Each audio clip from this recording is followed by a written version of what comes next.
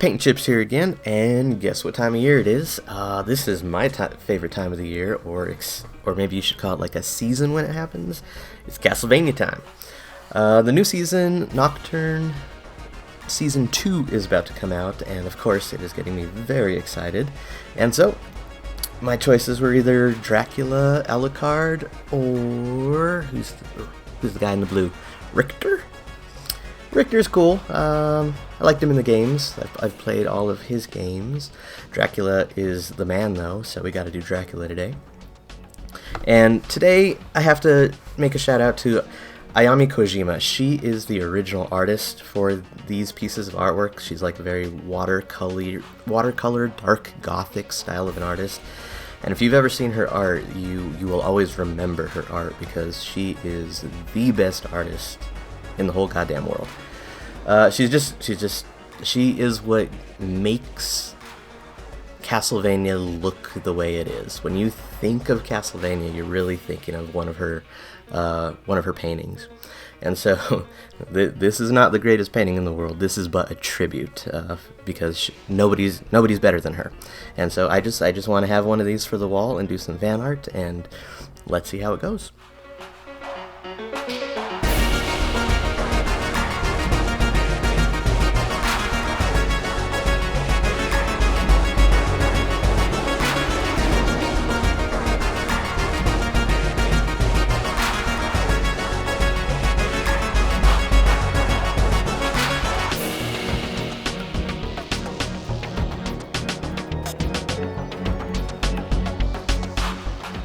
I'm doing this in like a semi-watercolor ink kind of style. That's what I've been doing lately just because, I don't know, I've just been feeling like it.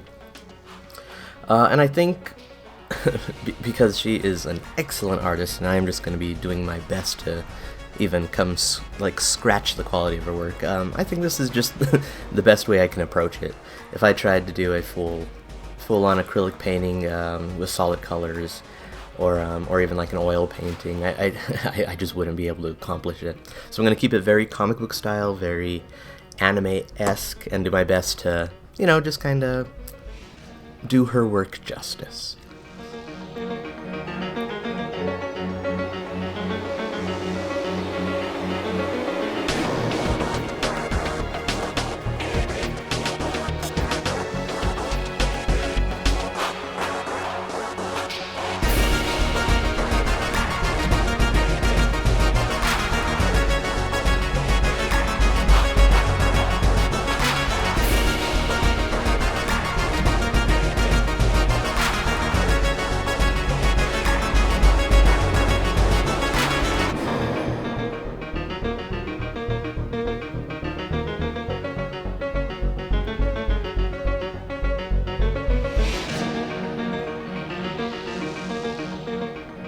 So, what was your first introduction to Castlevania, if you're a fan?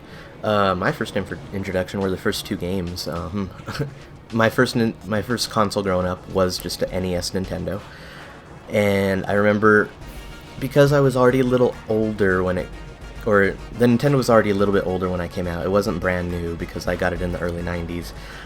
A lot of the games were real easy to find, and especially were cheap used. So I remember going into like a pawn shop with my grandpa, and they had a couple Castlevanias there, and I think they were like maybe $5 a piece, so he bought all of them because he knew I loved Nintendo, and that was my introduction to Castlevania. I remember liking the second one just a little bit more than the first one, but I don't really know if that would be true nowadays. I haven't played them for a very long time. I've played Symphony of the Night over and over, and a lot of the modern ones, especially the ones on the GBA. Never any of the 3D ones. I think I had one for the N64, and I don't really ever remember playing it, so I must not have liked it very much. But I think I've pretty much kept up with Castlevania through its entire, incarnation. I can't say there's much Castlevania that I've ever missed over the years. I even caught up on like Rondo of Blood and stuff when I was older.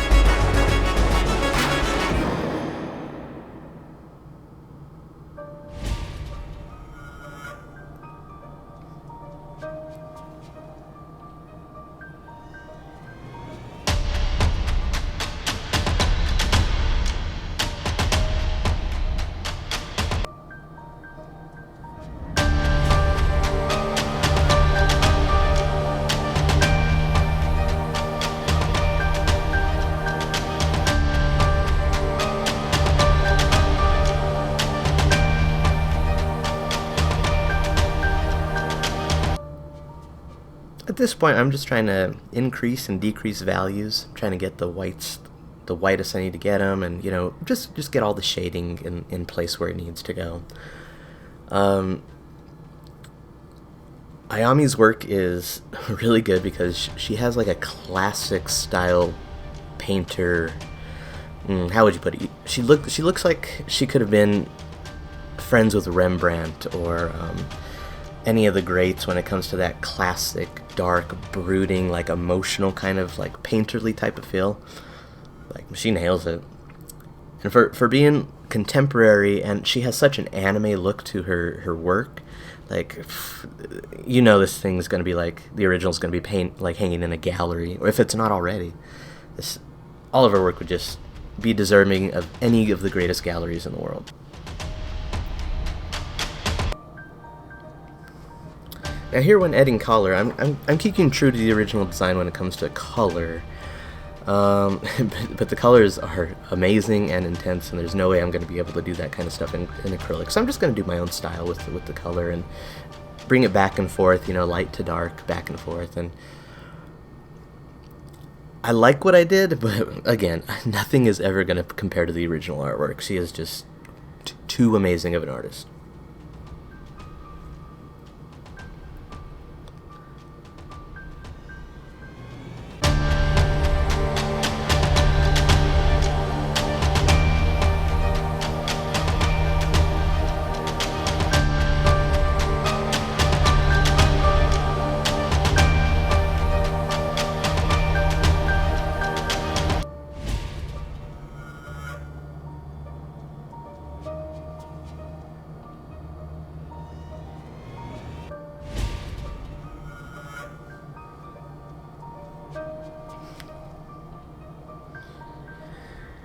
And by this point, you know me. I love my backgrounds. I love to use them to make the foreground stand out. They're really there just to give whatever's in the front, whether it be a creature, monster, portrait, just more presence. So that's all I'm going to do with this one too. I'm going to keep it very simple and not get too complex.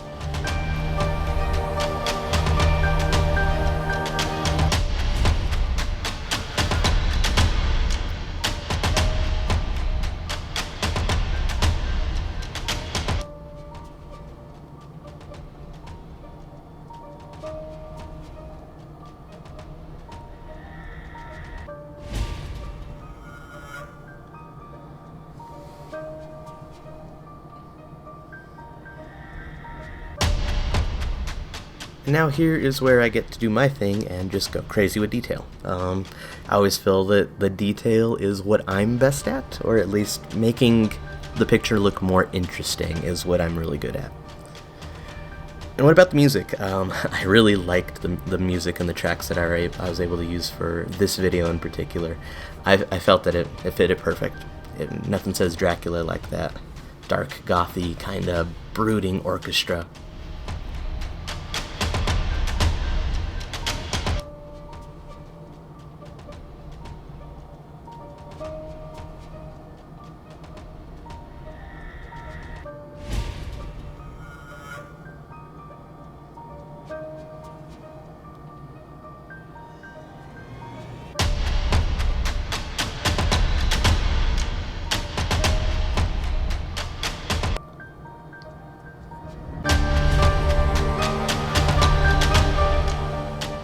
And there he is, the man, the myth, the legend, the vampire, Lord of Night, Dracula himself.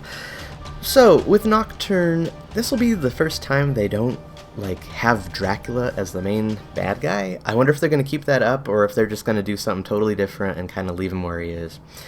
So, that's it for this one. Thanks for making it this far, and I'm going to do an a la carte, so come back for more.